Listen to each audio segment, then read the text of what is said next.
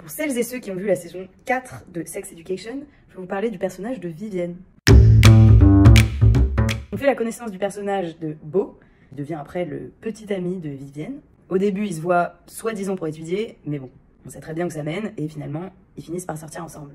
À partir de ce moment-là, on voit que Beau commence à être un peu jaloux de Jackson, le meilleur ami de Viv.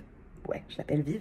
On pourrait se dire tout bonnement que, comme le mec la kiffe, c'est compréhensible qu'il soit un peu jaloux du meilleur pote, mais on sent le loup. Et Beau est de plus en plus jaloux au fil des épisodes, mais plutôt que soit de s'accommoder de cette situation, ou alors de juste faire profil bas, non, il préfère essayer de faire culpabiliser Viv et de sournoisement même l'éloigner de Jackson. Au final, ça se termine bien, et Beau est évincé du tableau, et j'ai trouvé ça intelligent de mettre ce genre de relation dans la série.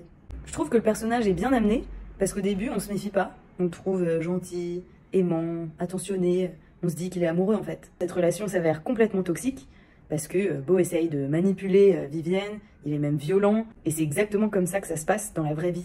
Et ça commence toujours par des petites choses qui sont enrobées dans des petites attentions, dans de l'amour, dans soi-disant de la tendresse, du type la personne va être jalouse si on a un entourage avec beaucoup d'amis proches, la personne va essayer de nous éloigner un peu ou commencer par critiquer notre entourage. Et une fois qu'on se rend compte qu'il y a un problème, bah en fait c'est trop tard et on est déjà dans les filets de cette relation toxique. Et on est attaché souvent. Et donc on sait pas quoi faire. Pour éviter de tomber dans ce schéma de relation, il faut rester vraiment vigilant, et c'est pas facile, et il faut pas changer qui on est pour quelqu'un.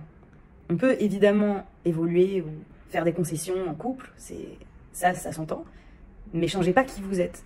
N'arrêtez pas de voir vos amis, votre famille, et ne vous auto-censurez pas non plus. Et si être vous-même, c'est pas suffisant, alors partez. Souvent, on parle de relations toxiques et on imagine un homme qui est toxique et qui manipule une femme, mais il y a aussi beaucoup de femmes qui sont toxiques. Et dans ces cas-là, en plus des sous-emprises, ces hommes ont aussi honte parce qu'ils sont pas en position de force et donc ils se taisent. Une relation comme ça avec emprise, ça peut aussi être en amitié, c'est pas forcément que en couple, ou ça peut être aussi dans la famille. Donc femmes comme hommes, parlez, que ce soit à vos amis, à votre famille ou à des inconnus, peu importe, mais parlez, parce que d'une part, ça peut vous aider à réaliser ce qui se passe, et d'autre part, les autres peuvent vous aider à sortir de cette emprise.